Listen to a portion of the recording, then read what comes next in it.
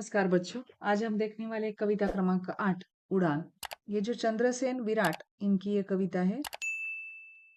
इस कविता का भावार्थ और स्वाध्याय आज हम देखेंगे। पहले देखेंगे सारांश। ये जो कविता है प्रस्तुत कविता गजल विधा में लिखी गई है। व्यक्ति के पास मानवीय गुणों का होना बहुत जरूरी होता है। मानवीय गुणों के कारण व्यक्ति का व्यक्तित्व विकसित होता है। व्यक्ति के पास स्वाभिमान का होना बेहद जरूरी होता है। स्वाभिमान के कारण व्यक्ति ऊंचा उठता है। जिसके पास विनम्रता होती है उसे समाज में आदर अपने आप मिलता है। जिनके हौसले बुलंद होते हैं उनके लिए असंभव कुछ भी नहीं होता। जीवन में व्यक्ति को एक दूसरे की सहायता करनी चाहिए। जीवन में सभी को खुशी देने का प्रयास करना चाहिए। आखिर 4 दिन की जिंदगी होती है, उसी में स्वयं खुश रहकर दूसरों के भी जीवन में खुशियां भर देनी चाहिए। चलो आगे की लाइन देखें। अंधेरे के इलाके में किरण मांगा नहीं करते, जहां हो कंटकों का वन सुमन मांगा नहीं करते। जिसे अधिकार आदर का झुका लेता स्वयं मस्तकम, नमन स्वयमेव मिलते हैं, नमन मांगा नहीं करते। परों में शक्ति हो तो नाप लो, उपलब्ध नभ सारा। उड़ानों के लिए पंछी गगन मांगा नहीं करते। जिसे मन प्राण से चाहा, निमंत्रण के बिना उसके सपन तो खुद ब खुद आते, नयन मांगा नहीं करते। जिन्होंने कर लिया स्वीकार पश्चाताप में जलना, सुलगते आप बाहर से आंगन मांगा नहीं करते, अगन मांगा नहीं करते। तो प्रस्तुत गजल में कवि कहते हैं कि इंसान के पास स्वाभिमान का होना बेहद जरूरी है। उसे अंधेरे के इलाके में किरण नहीं मांगनी चाहिए। यानी जब संकट की स्थिति आ जाए तब इंसान को स्वयं ही उसके साथ संघर्ष करना चाहिए। किसी से मदद नहीं मांगनी चाहिए। जहां पर कंटकों का यानी कांटों का वन होता है वहां पर कांटों के अलावा कुछ नहीं होता है। वहां पर सुमन नहीं हो सकते हैं, अर्थात संकट की परिस्थितियों में सर्वत्र कांटे ही कांटे होते। वहां पर दुख दर्द व पीड़ा ही होती है। वहां पर हम सुख की अपेक्षा नहीं कर सकते हैं। जो व्यक्ति सचमुच आदर का अधिकार है उसके सामने दूसरे लोगों के मस्तक अपने आप झुके जाते हैं। ऐसे व्यक्ति को किसी से नमन या आदर मांगने की जरूरत नहीं होती, बल्कि उसे तो अपने आप आदर मिल जाता है। व्यक्ति के पास विनम्रता होनी आवश्यक है। आगे लिखा है कि जो व्यक्ति आदर के योग्य होता है वह स्वयं ही विनम्र हो जाता है। उसे किसी से नमस्कार करवाने की आवश्यकता नहीं होती। ऐसे व्यक्ति को लोग स्वयं झुककर नमस्कार करते हैं, उसका सम्मान भी करते हैं। पक्षियों की उपमा देते हुए कवि कहते हैं कि जिसके पर में शक्ति हो, अर्थात कुछ करने कुछ पाने की लालसा हो, उसके लिए काम करने की कोई सीमा नहीं होती। पक्षी विस्तृत आकाश में स्वयं ऊंची उड़ान भरता है, वह किसी से पूछकर नहीं उड़ता। जिसे हम बहुत अधिक चाहते हैं, बहुत प्यार करते हैं, हमें उसे उसके सपनों को निमंत्रण देने की आवश्यकता नहीं होती। उसके सपने स्वयं हमारी आंखों में स्थान पा लेते हैं। उसकी याद हमारे दिल में रहती है। जो लोग अपनी गलती जानकर उसे सुधारने के लिए पछतावा करते हैं, उन्हें बाहर के किसी व्यक्ति द्वारा चेताने की जरूरत नहीं होती। आगे की पंक्तियां। जिसकी ऊंची उड़ान होती है उसको भारी थकान होती है। बोलता कम जो देखता ज्यादा, आंख उसकी जुबान होती है। बस हथेली ही हमारी हमको धूप में साइबान होती है। एक बहरे को एक गूंगा दे, जिंदगी वो बयान होती है।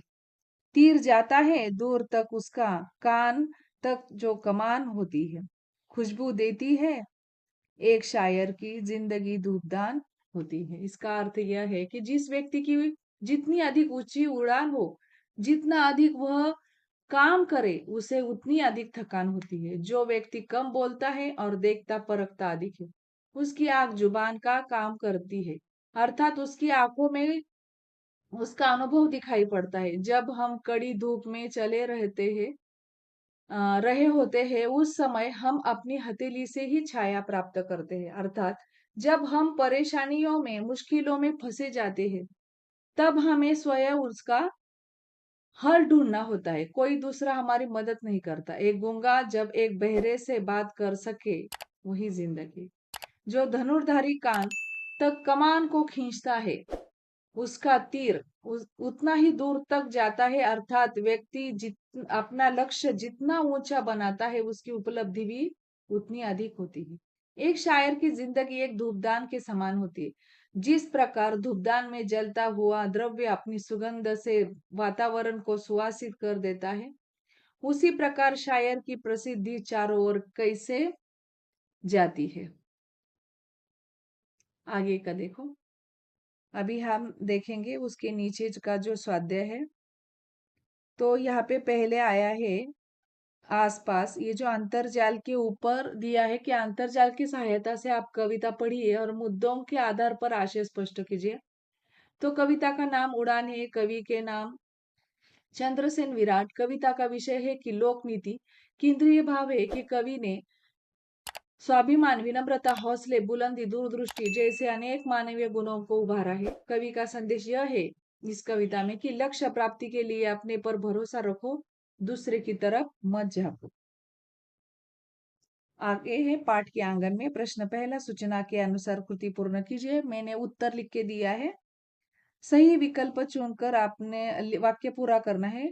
परों में शक्ति हो तो इसका उत्तर है उपलब्ध नभ को नापना है। दूसरा है सुलगते आप बाहर से, इसका उत्तर अगर नहीं मांगा करते। आगे है संजाल।